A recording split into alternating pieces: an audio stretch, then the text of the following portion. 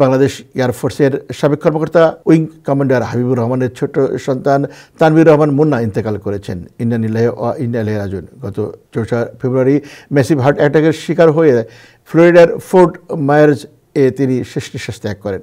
তার বয়স হয়েছিল ৫৪ বছর। মুন্না সাবেক প্রধানমন্ত্রী ও বিএনপির চেয়ারপারসন বেগম খালেদা জিয়ার ভাগ্নে, যুক্তরাষ্ট্র প্রবাসী ডনের শ্যালক। মরহুমের নামাজে জানাজা গত ৬ ফেব্রুয়ারি বাদেশা নিউ ইয়র্কের জামাইকা মুসলিম সেন্টারে অনুষ্ঠিত হয়। এতে ইমামতি করেন ইমাম শামসী আলী।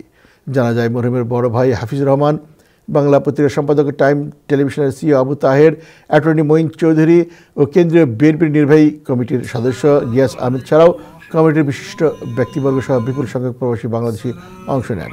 পরদিন ৭ ফেব্রুয়ারি সকালে লং আইল্যান্ডের ওয়াশিংটন মেমোরিয়াল মুসলিম কবরস্থানে তার মরদেহ দাফন করা হয়।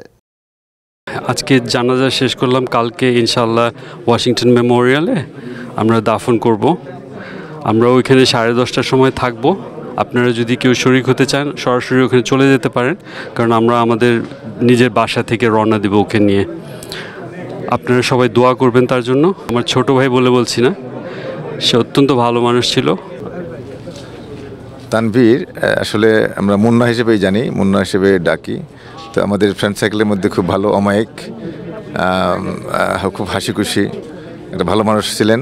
তো আমরা এভাবে মুন্না চলে যাবে আমরা ভাবতে পারিনি।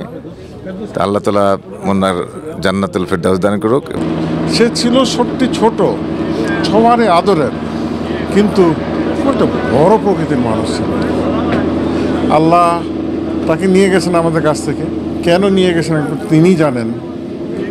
কিন্তু আমি আল্লাহর কাছে দোয়া করি যে আল্লাহ, আমি যতদিন জীবিত আছি হয়তো কোনো আমাকে শক্তি দাও, যে প্রতিদিন তার জন্য আমি দোয়া করতে পারি।